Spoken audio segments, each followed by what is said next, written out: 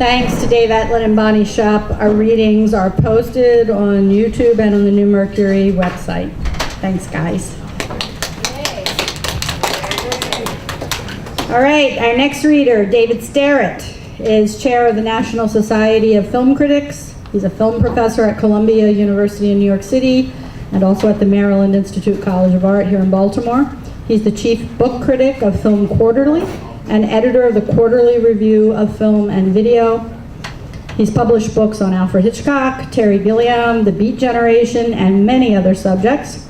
His new book is The Cinema of Clint Eastwood, Chronicles of America. Please welcome David Sterritt.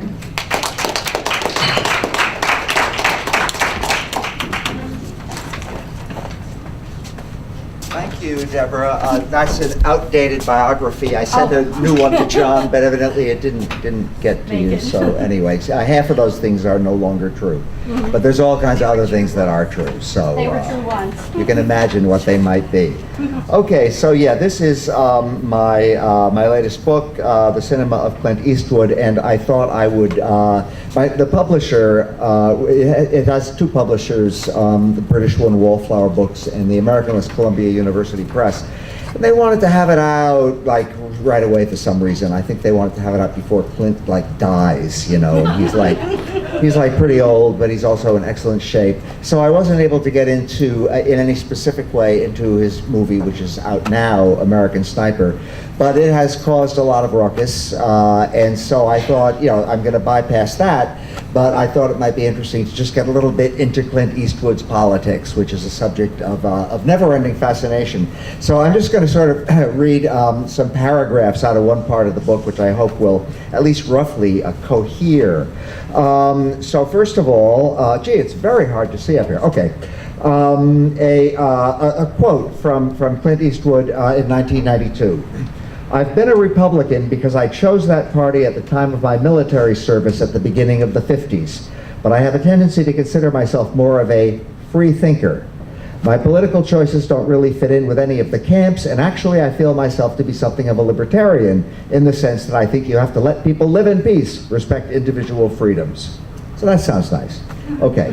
What are Clint Eastwood's politics? Some observers, such as the liberal New York Times columnist Frank Rich, no longer at the Times, affirm his free thinker self-image by saying his ideas defy neat categorization. Clint has supported both Republicans and Democrats over the years. One of the latter was Gray Davis, the California governor who was ousted by a recall election and replaced by Arnold Schwarzenegger, a Republican, in 2003. As to his own beliefs, Eastwood told Rich in 2005 that he professes the libertarian creed of less government and was never a big enthusiast for going to Iraq, but never spoke against it once the troops were there.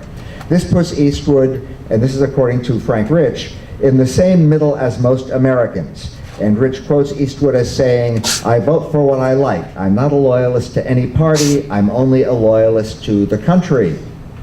Okay. So Eastwood's best-known statement of his libertarian leanings appeared in a 2004 interview with USA Weekend. After summarizing his philosophy, as he called it, in three little words, "leave everyone alone," he acknowledged the longevity of his political views. "Even as a kid," he said, "I was annoyed by people who wanted to tell everyone how to live."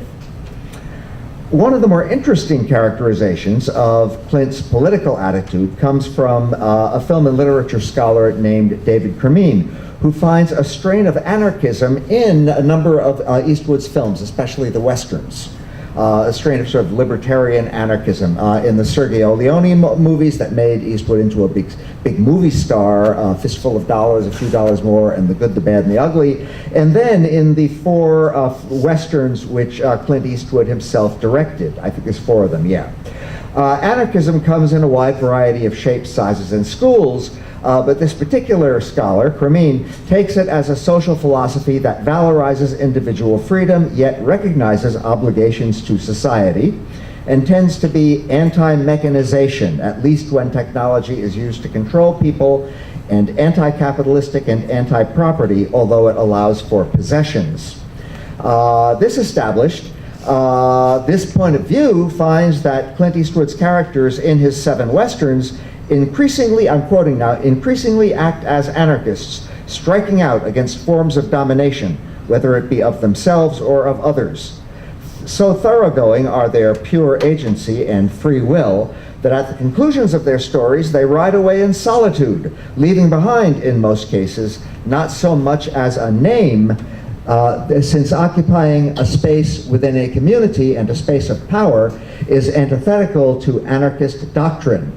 Being remembered by name would mean leaving a fixed legacy, a reputation that can be emulated or used by those seeking power by claiming they were acting in his name. He would become an icon.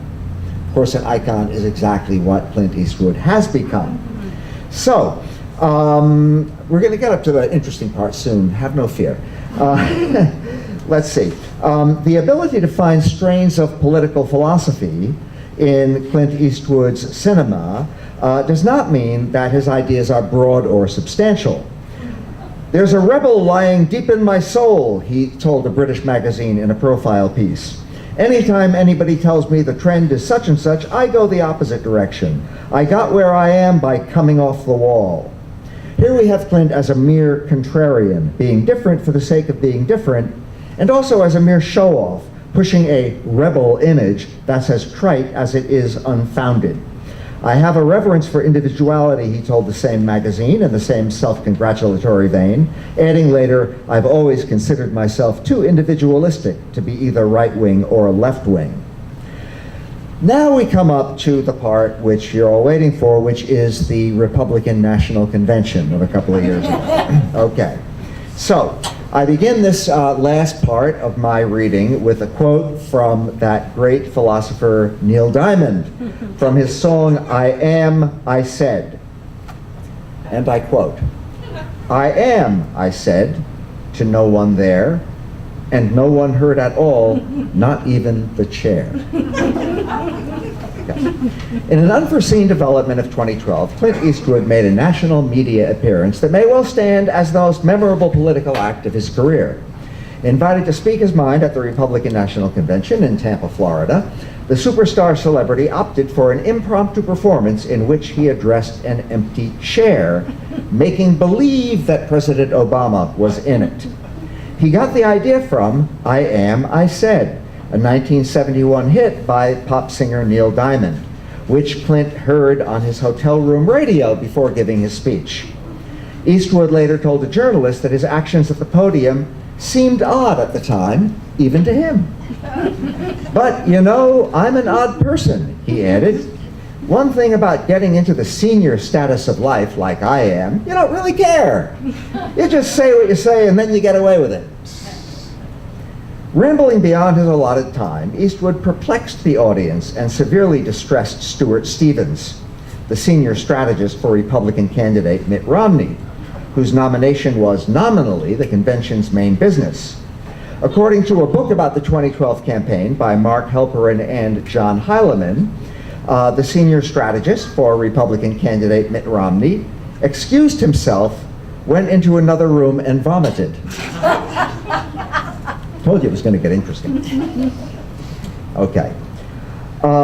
Eastwood was meant to be a surprise mystery speaker, but multiple news organizations leaked the news when the convention band spent the afternoon rehearsing the theme from The Good, the Bad, and the Ugly. Let the cat out of the bag. Highlights from Clint's talk now. A few little highlights. So these are quotes followed by just my little addenda. "I think attorneys are so busy. You know, they're always taught to argue everything and always weigh everything, weigh both sides. They're always devil's advocating this and bifurcating this and bifurcating that. You know, all that stuff." Eastwood may have forgotten that Romney himself has a law school degree. "You thought the war in Afghanistan was okay. You know," he's talking to Obama, remember, in the empty chair. "You thought the war in Afghanistan was okay. You know, I mean, you thought that was something worth doing. We didn't check with the Russians to see how they did there for 10 years. Eastwood may have forgotten that the war in Afghanistan was launched by George W. Bush, a Republican president. "What do you want me to tell Romney? I can't tell him to do that. I can't tell him to do that to himself." Eastwood may have forgotten that many Republicans are family values conservatives who do not enjoy jokes that imply the words, "go fuck yourself." And finally, I mean, what do you say to people? Do you just, people were wondering, you don't handle that okay? Eastwood may have forgotten what he was talking about. In an analysis of the event, a Huffington Post political editor noted that while Eastwood is consistently a Republican, he is also pro-gay marriage. In a 2011 interview, Eastwood said on that subject, "I don't give a fuck." His views are therefore almost identical, according to the Huffington Post political editor. Eastwood's views are therefore almost identical to those formerly held by the man he endorsed, Mitt Romney, who was once pro-choice, pro-environment, and pro-gay rights. All the more reason, one might have thought, why Eastwood would not have been an ideal speaker on this occasion, even if he had comported himself more correctly. So why was he invited? According to the book by Heilemann and Halperin, Romney was starstruck. Therefore, Clint was invited. Of the speech itself, the Huffington Post analysis remarked that the prolific actor and director appeared to be showing his age. A spokesperson for the Obama campaign commented, referring all questions on this to Salvador Dali. What is one to make of the whole thing? For me, the answer is straightforward.